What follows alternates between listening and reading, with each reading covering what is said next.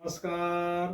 पाठशाला 2047 में आप सबों का स्वागत है। अब हम लोग रामचंद्र शुक्ल जी द्वारा संपादित भ्रमर गीत सार का 48वां पद पढ़ेंगे, उसका अर्थ जानेंगे, उसकी व्याख्या करेंगे और विशेषताओं पर चर्चा करेंगे। पद है फिर कहा सिखावत बात। संदर्भ ऊपर लिख दिया हूं। प्रसंग तो उद्धव गोपियों के लिए योग का संदेश लेकर के आए हैं और गोपियों से वे कहते हैं कि तुम सब जो है निर्गुण की उपासना करो, योग करो, तप करो। और उद्धव के बार बार निर्गुण और योग की का उपदेश सुन करके गोपियां खिंच जाती है और खिंच करके उनको प्रत्युत्तर के रूप में कहती हैं कि हे उद्धव, जिस ब्रह्म की तुम बात करते हो वो कहाँ है, कैसा है, हमें नहीं पता, और तुम ही बताते हो कि वह जो है अविगत है, आगम है, अगोचर है, अदृश्य है, अनश्वर है, अनादि है और अपरम पार है। तो हम उस जो है ब्रह्म को नहीं मानती हैं। हमारे लिए हमारे श्री कृष्ण ही सब कुछ है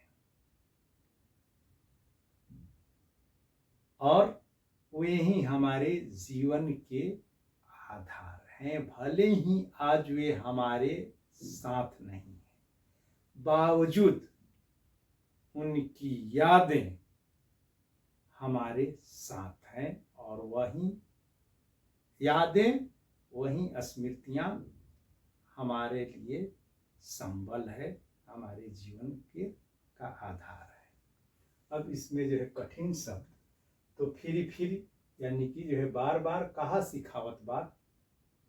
कहा सिखावत यानी कि सिखा रहे हो और कहा माने कह रहे हो। प्रातः काल उठी देखत, उठ करके मैंने देखते हैं उद्धव घर घर माखन खा, घर घर घूम घूम करके माखन खा रहे हैं। जाकी बात कहत हो, जाकी यानी कि जिसकी बात कहत हो माने कहते हो। हम सो हमसे कह रहे हो, सो है हम सो दूर, वह है हमसे दूर।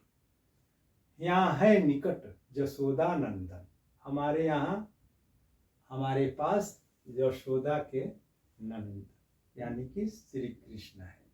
प्राण सजीवन मूढ़ी, और हमारे लिए मूढ़ी माने हमारे लिए संजीवनी है, हमारे प्राणों के लिए भी सजीवनी है, हमारी जीवन है। और हम उनको यहाँ पर नित्य प्रति जो है देखती हैं। बालक संग लय दूध चरित खा, यानी कि बालकों को यानी कि अपने ग्वाल सखाओं को ले करके जो है दही जो है दूध दही चुरा करके जो है खाते भी हैं और खिलाते हैं और इधर उधर जो है डोलते हैं, यानी कि जो है घूमते हैं, भटकते हैं। सूर शीस सुनी चौंकत ना वहीं, और सूरदास जी कहते हैं कि शीस माने सिर, सुनी माने सुनकर, चौंकत माने चौंक जाते हैं, ना वही माने जो है झुका लेते हैं शीस। अब काहे न मुख बोलत, अब मुख से क्यों नहीं बोलते हो। तो इस पंक्ति के जो है दो अर्थ निकलेंगे, आगे हम लोग उस पर उसको देखेंगे। तो अब जो है सरलार्थ और व्याख्या। तो गोपियां जो है उद्धव से कहती है कि कहा सिखावत बात, यानी कि फिर जो है क्यों कह रहे हो और क्यों जो है सिखावत बात, वही जो है बात जो है बार बार जो है दोहरा रहे हो।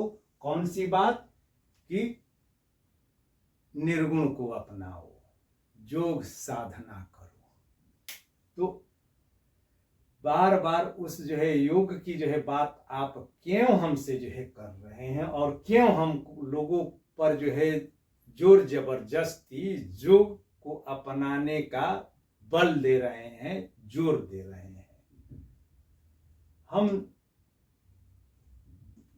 हमारे साथ जो है श्री कृष्ण है और हम उस श्री कृष्ण को प्रातः काल देखती हैं।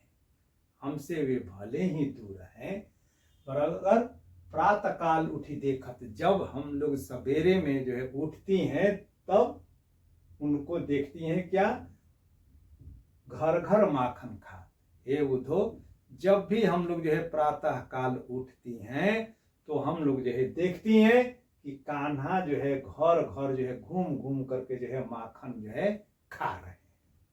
और जाकी बात कहत हो हम सो, हे उद्धव, जिनकी यानी कि जिस निर्गुण की जो है बात तुम कहते हो, हम सो है हम सो दूरी।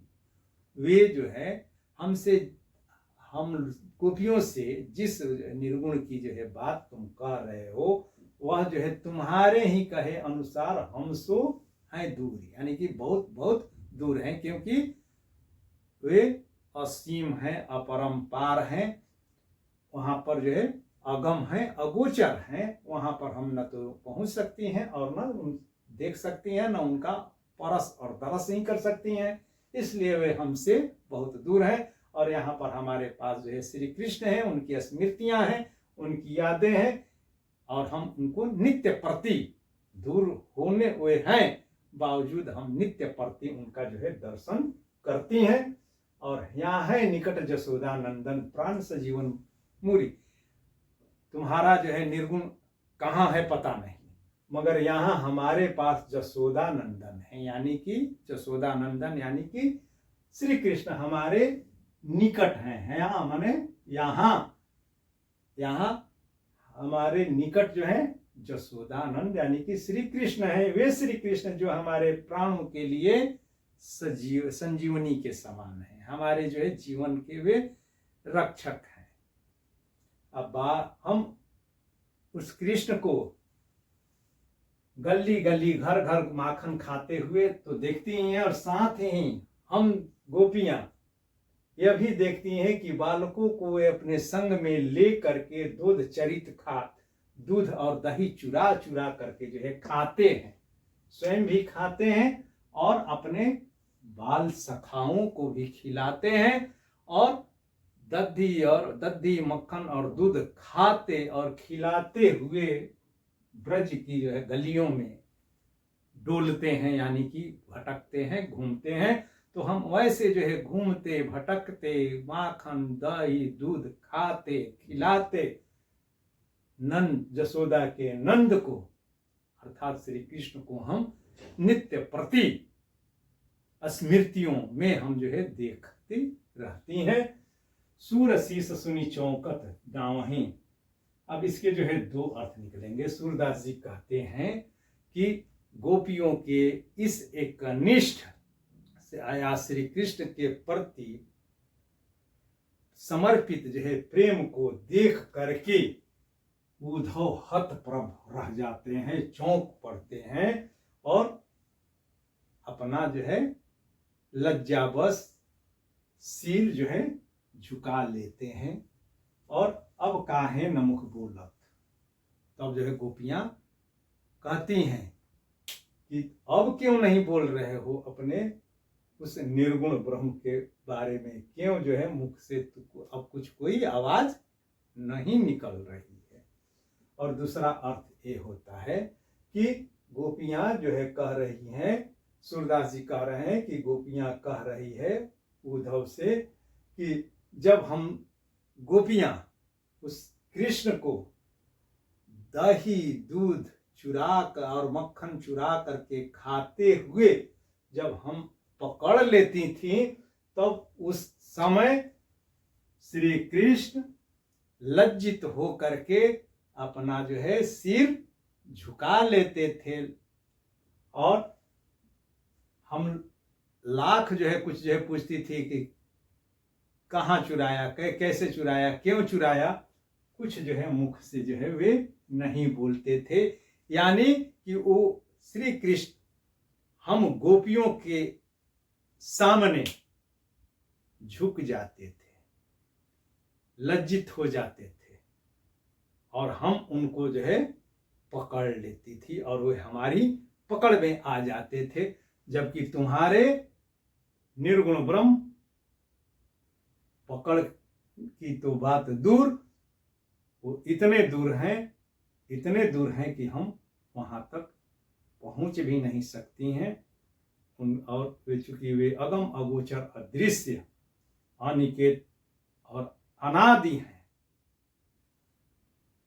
तो हम उनके पास जा कैसे सकती हैं, उनको पा कैसे सकती हैं। और इसमें अब भाव या जो है विशेष, तो इस पद में निर्गुण के ऊपर सगुण भक्ति की श्रेष्ठता प्रदर्शित की गई है और साथ ही इसमें कृष्ण के प्रति गोपियों के एक निष्ठ प्रेम का वर्णन है। साथ ही इसमें उद्धव के ज्ञान के गर्व पर जो है बड़ा ही प्रभावशाली प्रहार है।